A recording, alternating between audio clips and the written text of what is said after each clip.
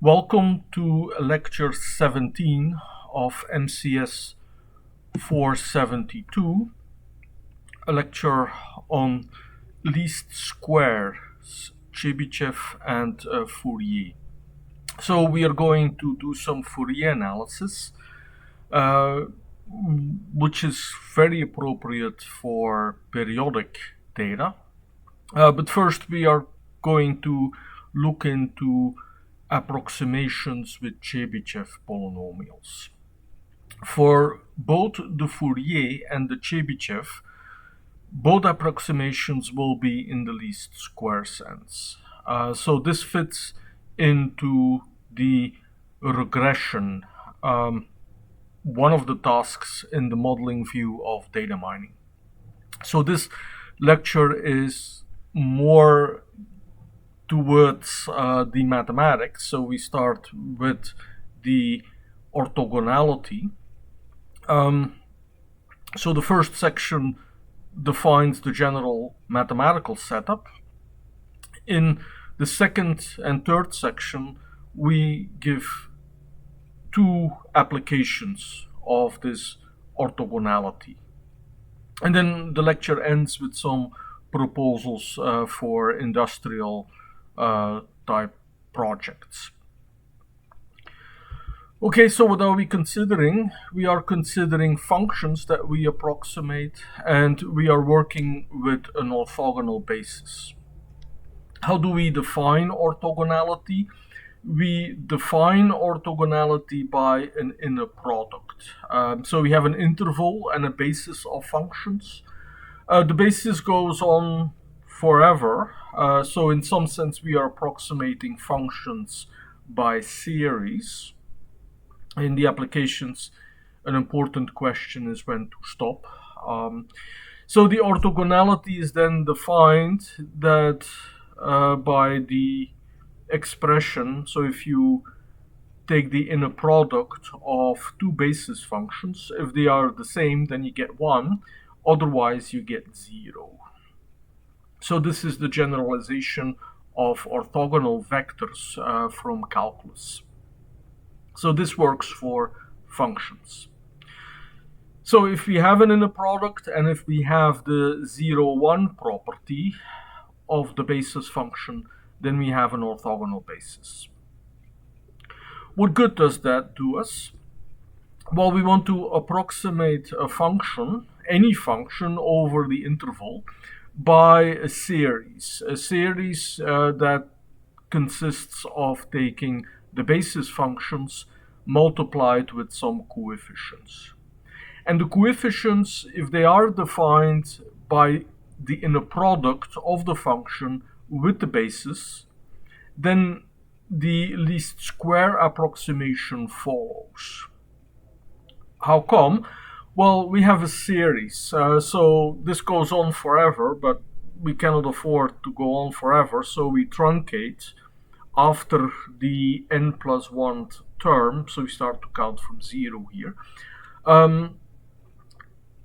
So the p consists of the n plus 1 first terms in the series approximation. Now we look then at the difference, at the residual, so as we say, the difference between the original function f and the approximation, so the truncated series p. And we make the inner product of that difference with all the basis functions. Now note that if you do well with the first n plus 1 basis functions. Now note that the difference here is actually written. It's what is in the right hand side. So it is the series that now start at the n plus second term. Now the n plus second basis function, so phi n plus 2, is perpendicular to all the first n plus 1 basis functions. And so is the n plus third, the n plus fourth, etc. So if you take the representation of the difference as this infinite sum, then you see that we have the property that the difference of the function and the approximation is perpendicular to the basis of functions. And that is the characterization for the least squares. So in linear algebra, in numerical linear algebra, in the last lecture, we said that this property, or which is now a characterization, this property is very useful to check the solution of an overdetermined linear system solved in the least square sense. So we can take this here as a characterization. If we have constructed our approximation by taking all inner products, and we don't have to go all the way to infinity, we truncate after the n+1 first basis functions. If we have done all these approximations, then we do all these inner products, then we do have the least square approximation. So this is a very constructive idea. So there is a method, an algorithm here. So in the remainder of this lecture, this idea will be illustrated with Chebyshev polynomials and the Fourier series. Okay, so what are the Chebyshev polynomials? They are defined as cosine functions, and cosines are actually not polynomials. But it will turn out that we find a polynomial representation for these expressions. So by definition, is the cosine of n times the inverse of the cosine. So therefore you see that the inverse of the cosine is only defined between -1 and 1, because the cosine only takes values between -1 and 1. So everything what is happening in this lecture will be in the square, -1 to +1. Okay, so we have the recursion, and how do we get to the recursion? Well, notice that if you look at the expression for the Chebyshev polynomials for degree 0, then the cosine of 0 is 1, and then for degree 1, the cosine and the inverse cosine, they are evaluating to the identity function x. So these two functions are polynomials. That's going well.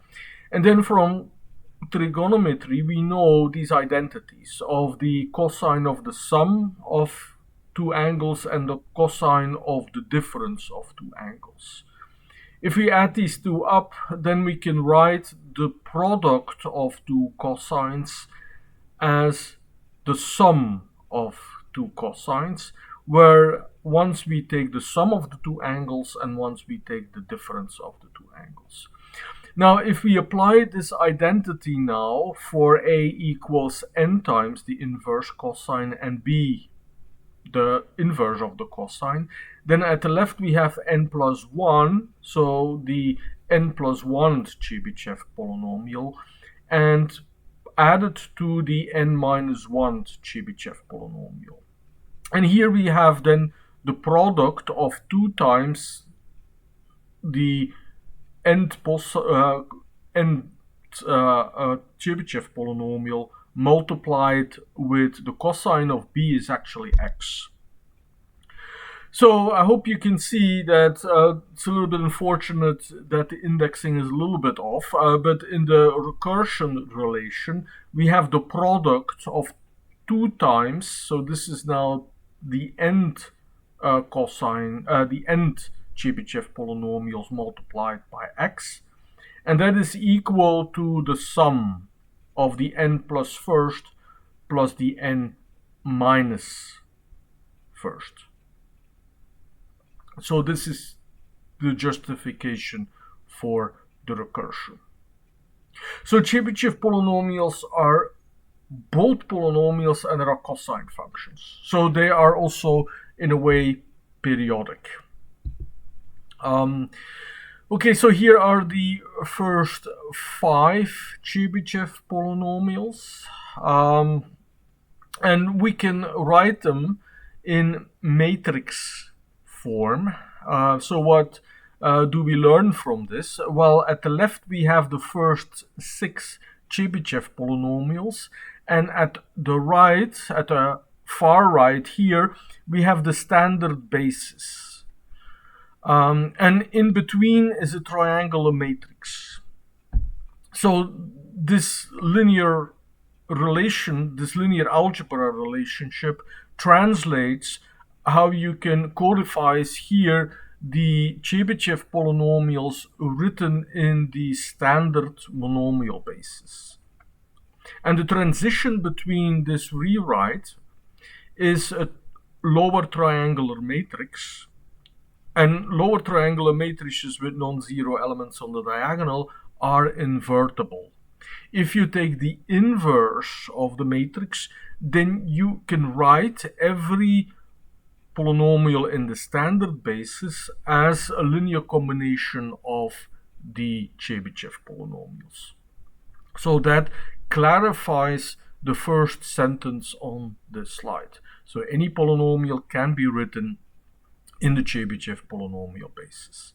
So it is a basis. So, and the writing is also unique because of this matrix representation. Okay, what is now the inner product, and why is this basis orthogonal?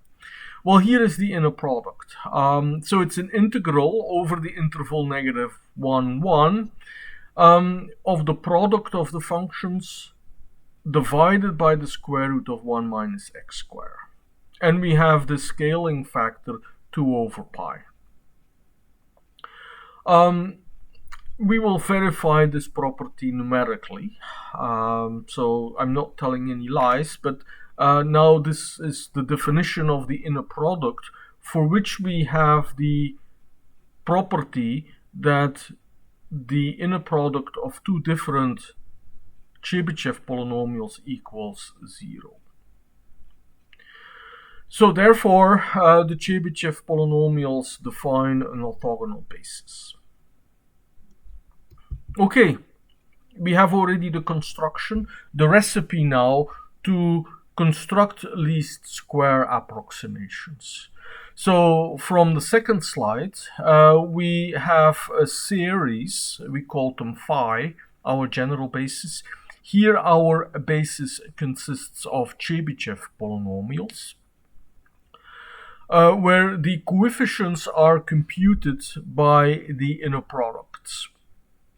So then the Chebyshev approximation, so written in the basis of the standard, written in the basis of the Chebyshev polynomials, is then this expression here for p. So truncated after some degree. Now again, the key argument, and I will make it here again, because the Chebyshev polynomials form an orthogonal basis with respect to that specific inner product, we have that the residual is orthogonal to the basis that we use to construct the approximation. And therefore, the polynomial approximates the function in the least square sense, which is very beneficial, as we will see in the computational experiments. Okay, so here we are. How do we define the basis? So here is our first Julia function. The function basis returns an array of functions. So functions are defined very quickly. So here you see the constant function, t0. T1 is just x. And then I define all the other Chebyshev functions by the recursion. So the result accumulates all the functions. So the point what I also want to make here is that the recursion is also an algorithm to evaluate all the Chebyshev polynomials.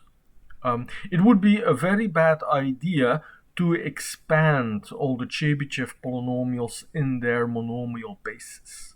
that would be very bad because the standard basis is not orthogonal. In this lecture, we won't go very far with our n, but if you want to apply this on a more larger industrial scale, if you like, then evaluating the Chebyshev polynomials according to their recursion is the recommended way. Okay, what do they look like? So with functions, you can't really look at them, but you can plot them. So here is the plot. And it looks like a rectangle, but that's because of the automatic scaling. It's actually a square. So we are working over -1 and 1, and the vertical axis also ranges between -1 and 1.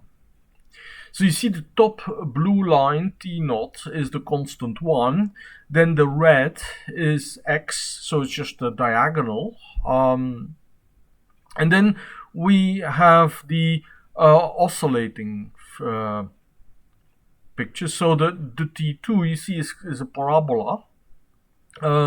Then we have T3 and T4, which are starting to oscillate. So in some sense, this then also shows that the Chebyshev polynomials are actually cosine functions. So you see already, you see that already happening. Okay, now comes the inner product. So with the Squarey formula, how are we going to do this? Well, in numerical analysis, one defines Gauss quadrature formulas, and Gauss is also somebody who is credited with the QR decomposition, with actually coming up with the least squares approximations.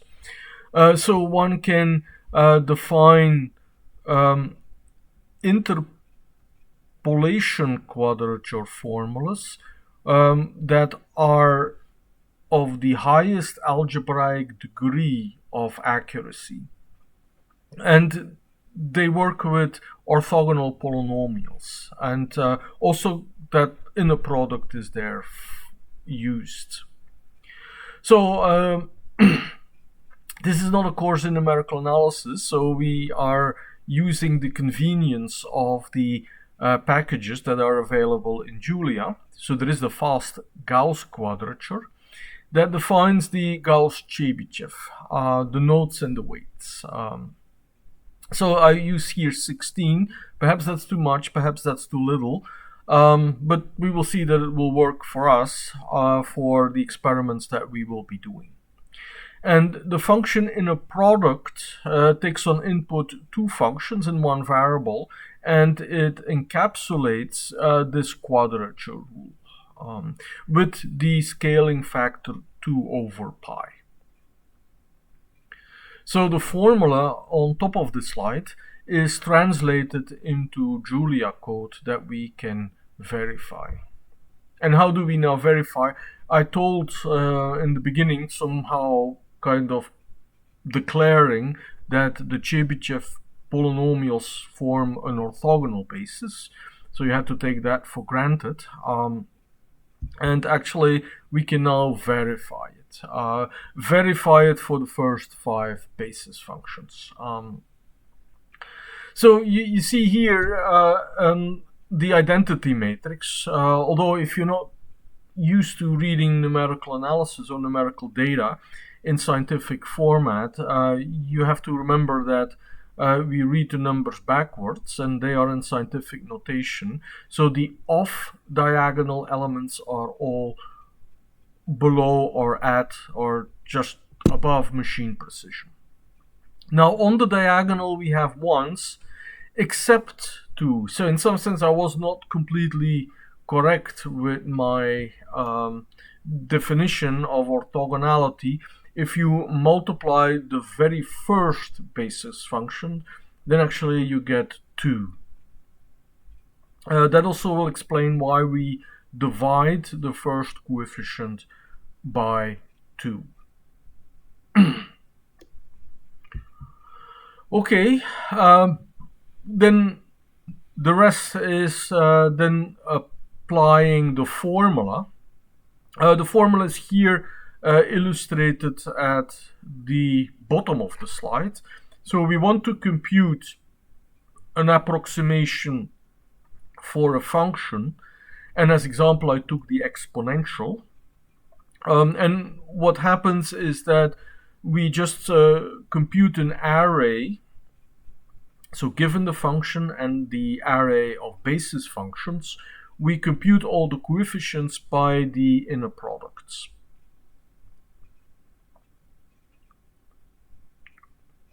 And that's essentially it.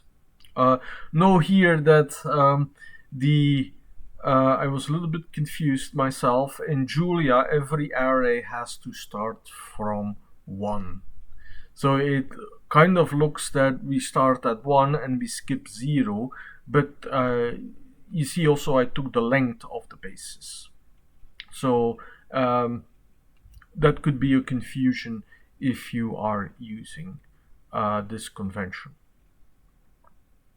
So the indices are a little bit off. So the little b and the capital T, the t's, they start from 0, the little b's, they start from 1.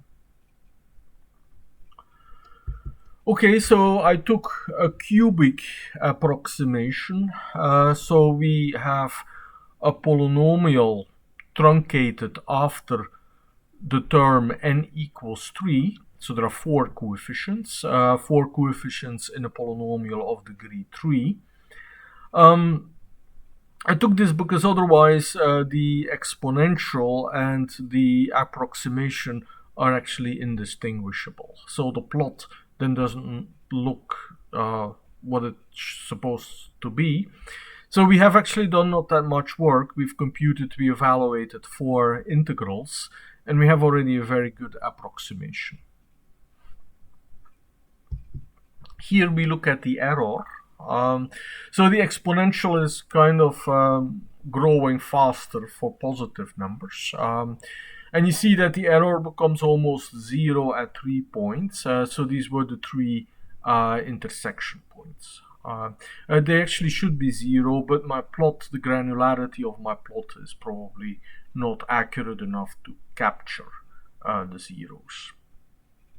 But you see with the cubic, we have already an error that is not larger than 5/100.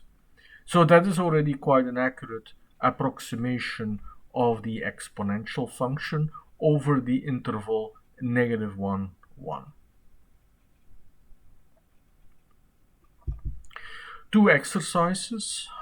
So continue the experiment with the exponential and take larger and larger degrees. How large should this be? So you can compute the maximum error similar to doing the plot. So in a plot we sample points and you take instead of plotting the error, you simply take the maximum of all these values. For which degree drops this below 10 to the power minus 6. The second exercise, we've seen that the Chebyshev polynomials are actually cosines. What if you would take a sine function? So look at the sum of 2 sine functions, compute the Chebyshev approximation, and see also how high should you go to get an error below 10 to the power minus 6. Okay, so the last function is periodic, and perhaps Chebyshev polynomials might not be that good. So let's look at the Fourier series. So we have encountered Fourier series when we did the Fourier transform. And in some sense, the magic of the Fourier transform, when we did this on a signal, we went from the time domain to the frequency domain, and kind of very magically, the amplitudes, the spikes occurred at the frequencies in the sum of our test signal. That was kind of magical.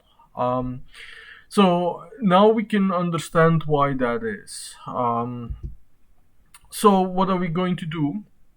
We're now going to take an orthogonal trigonometric basis. So we start with the constant function 1, and then we take sine and cosine functions with increasing frequency. So here everything runs between -1 and 1. You could also work between 0 and 1, but then you would need the arguments to be a 2 pi in there. So it's not that hard to translate this to the interval 0, 1.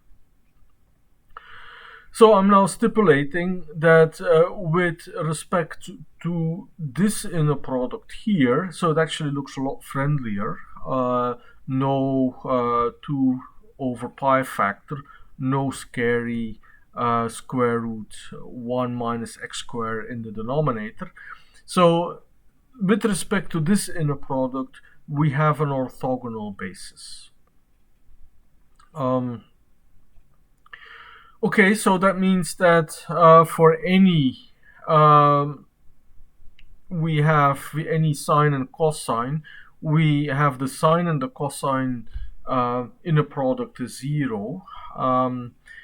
And also the sine functions and the cosine functions, if they are running at different frequencies, they are orthogonal to each other with respect to that given inner product now. Okay, so I'm just stating this. I will, in the computational experiments, show that this is true. So we will verify this for a given example of basis functions. So then we do the same method again. We apply the same method. So for any function, we consider the series. The series goes on forever. But now we truncate after some number, some finite number n. So in some sense, that's also the degree. But note here that if we are going to work with n, we actually have 2 times n plus 1 terms in our approximation. So, so the first 5 basis functions, we have to set n equals 2. Okay, so but then the recipe is exactly the same. We compute the inner products of the function that we want to approximate with the basis functions. And again, the main point is because of the orthogonality of the basis, the residual is orthogonal. So the residual that can be expressed as the infinite sum starting at the n plus 1 collection of basis functions, or here it's written as the pair of basis functions. But because of this orthogonality, we do have the least square approximation. Okay, and I noted already that if you want to change an interval, then you have to change the pi to 2 pi. Okay, we have a method. Does it work? So as mathematicians, we can start to prove everything, but in this computational course, it's important that we can compute examples to verify. So now comes the code. So we define the basis functions, an array of functions. So they are defined on top of the slide. We have the cosines and the sines. They are defined in the body of the function basis. So this is, by the way, also a way to define what they call anonymous functions. So we don't really give the functions a name. We could have, but why would we? We give now here an array comprehension for the increasing frequencies. So there are loops, but loops within the comprehension. So we have the constant function 1, the sines, and the cosines. And that will be returned in the result. So this function returns for any given value, any number n, it returns an array of basis functions. And there's still a typo here, so I warned against this. So the number of basis functions is 2 times n plus 1, as you can see from the code. Okay, so what do the first 5 basis functions look like? Remember the Chebyshev functions, so they were also kind of periodic. So what we have here is what they share with the Chebyshev polynomials is the constant. So we have the upper line, the blue line, which is the constant 1, which is our first basis function, b naught. Then we have the first red one, and this is a sine function. Sine defined now over -1, 1. So with the argument pi times t, for t ranging between -1 and 1. And then we have more sines running at a higher frequency. So the b2 is also a sine function, but it runs twice as fast as the b1. The b3 runs 3 times as fast. And b4 makes 4 entire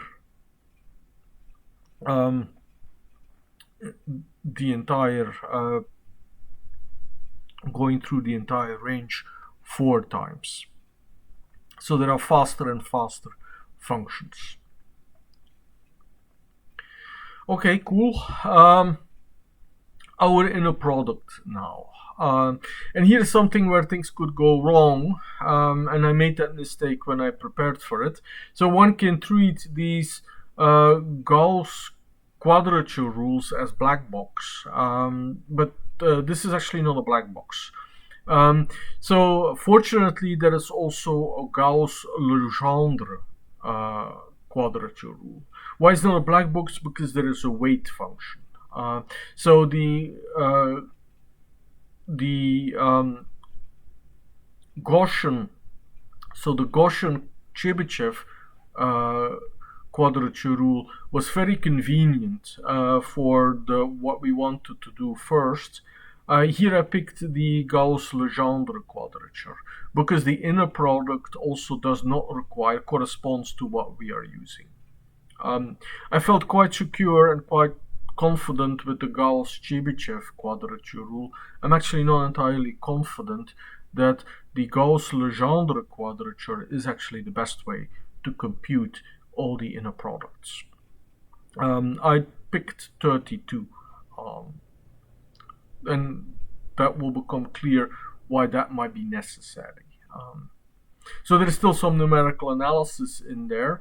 One might do this better. There are better rules for highly oscillating integrals. So as the n will grow larger and larger, so the number of basis elements, the functions will actually oscillate faster and faster. And one can also see that with an interpolating quadrature rule, one need actually that many nodes and weights. Okay, but for our purpose, I told that we have an orthogonal basis. Let's verify that. So we haven't proven it, but if we can compute it, and we have a result like this, we believe it, so it works for us. So at least for the first 5 basis functions. And the Jupyter notebook is posted, so you can verify this for yourself. So again, notice the 2. So just like with Chebyshev, we will have to divide the first constant coefficient by 2. So we have the identity matrix modulo the round off, and modulo the first number in the first row and first column. Okay, then we compute all our coefficients, and essentially the function that I gave for the Chebyshev was written generically. So it just assumes that there is some orthogonal basis and there is an inner product defined. So the function that worked to compute all the coefficients for the Chebyshev approximation, exactly the same code will work here. So we compute all these inner products, and what I did here, I took a periodic function. So the sine of 2 pi times t would have been a bit too trivial, so I took a third power. So this is a cubic polynomial, but actually the argument is a sine function. So it's a signal cubed, so to the power 3. So let's take 7 and 13. Here is approximated with 7 basis functions. So our basis function, so our approximation, I'll call it f7, approximates the blue given function, not too good, not too bad. So you can kind of see that this is a little bit in the least square sense. So the valleys and the peaks are where we would have most concern with. But on the other hand, as is always a characteristic of least square approximations, the shape of the error is kind of nice. And I think I plotted this. Yes, so here is the shape of the error. So in some sense, this is not too good. So we have already 7 basis functions. Of course, it is also a different thing what we did with Chebyshev, with the exponentials. But actually, our approximation is not very good. So although you see the shape. Okay. So now with 13 basis functions, we have it almost exact. So the red approximation is almost indistinguishable from the blue, the given function. Let's examine that a little bit closer. What is happening here? Well, if we look at the array of the coefficients, so we have 14 numbers. Then actually we discovered that there are only 2 coefficients that are different from 0. One happens at index 3, and it's 0.75. The other happens at index 7, and it's very close to minus 0.25. So here you could kind of see with 7, so with 13 basis functions, the errors are already starting to creep in from the Gauss-Legendre integration formula, where we use 32 nodes. Okay, so but now it gets very interesting. Why is it so accurate? So we can polish. So here I wrote the approximations with 0.75. We can write this exactly as 3 over 4, and the minus 0.25 is minus 1 over 4. So this is a nice result. So we were doing numerical computations, but we can write our given function as a linear combination of the basis functions. And this is a little bit similar what we did in the Fourier analysis when we looked at signal processing. So there we said that the Fourier transform was going from the time domain to the frequency domain. So with this, what we were actually computing in the FFT and the DFT, they are actually least square approximations because of the orthogonality of the basis that we were using. So this is exactly the same idea. But without having to go to the complex numbers. So in some sense, it's a little bit more natural, less complex. Okay, so here is the symbolic result in a picture. So I have the blue and the red, although it's kind of bluish red. So you can see the plots, and the inaccuracies that you would see would be more the inaccuracies of the sampling, of the um, distance 0.01 that I took between the samples and the plot. So which looks a little bit jagged at some places. Okay, so this concludes this lecture. I will, in the last part, give some exercises first and then some suggestions for projects. So, in exercise 2, we ended in transitioning going from Chebyshev to Fourier. We gave this expression f, and then I said it's kind of not too good, but here you can almost predict how many terms that we would need, and you could even be more efficient. You can leave off the cosines here. We have two sine functions running at frequencies 2 and 5. So that already indicates how far you should go to correctly represent that function. Now, the first bullet point of exercise 3 is asking you to verify numerically. Now, how much work did we need to do in exercise 2? So here we have, when we have sufficiently many basis functions, our result is almost exact. So it's almost a symbolic calculation that we do. Okay, so that might have been unfair against Chebyshev, but we've seen that Chebyshev was actually quite good for the exponential. Now let's do the Fourier series on the exponential and see how many terms in the Fourier series are needed to get 6 decimal places correct.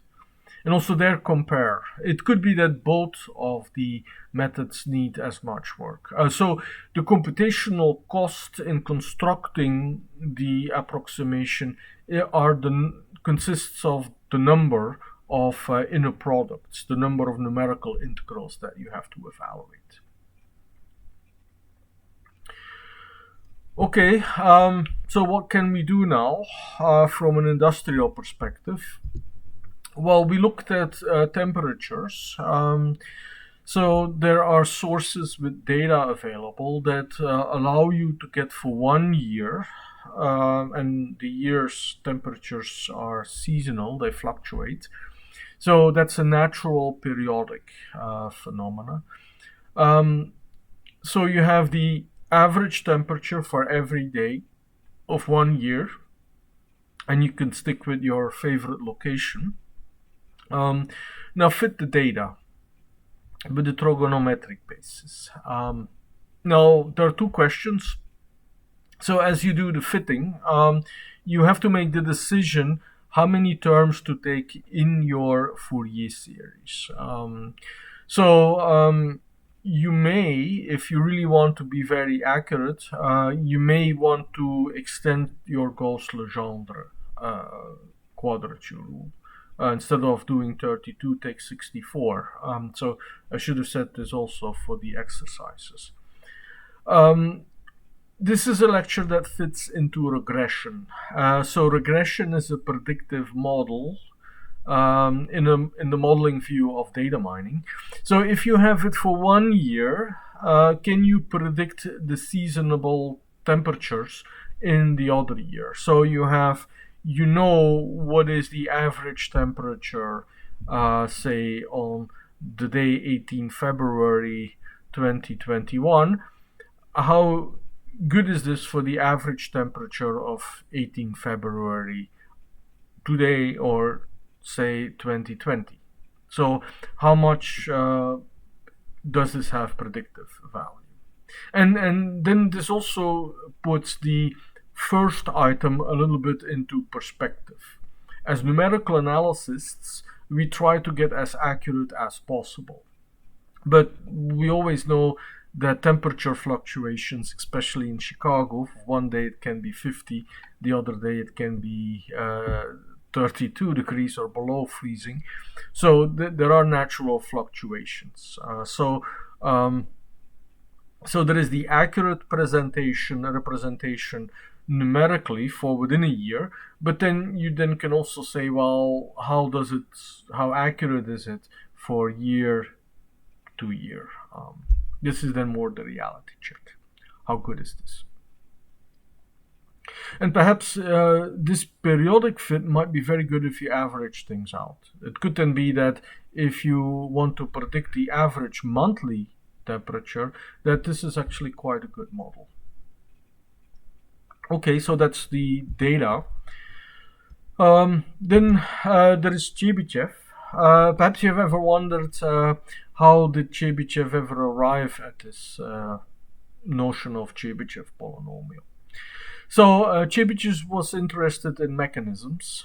So you have his paper written in French and published in 1854. So if you know French, then you're more than welcome to read this paper.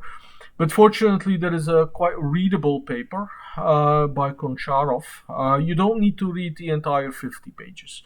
So the second section gives a modern, quite readable exposition summarizing essentially how the Chebyshev polynomials came about. What Chebyshev did was considering the original problem of finding the best approximating polynomial. Best in the sense was having the largest error as small as possible. That problem could be reduced to a differential equation.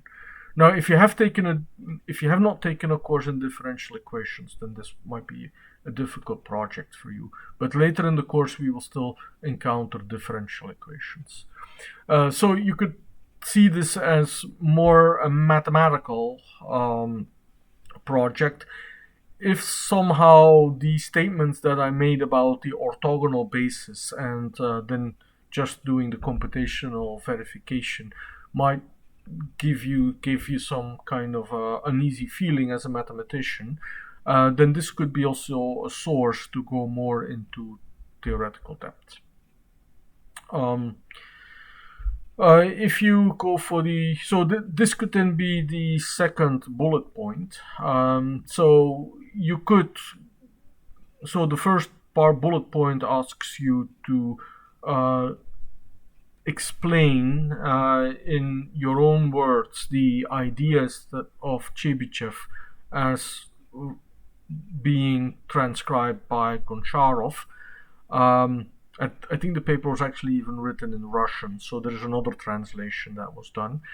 But then you could either go the computational route, which is more natural in this course, but if you want to do a little bit more with mathematical rigor, then that would be also a good starting point. Okay, I hope this lecture was interesting and not too confusing.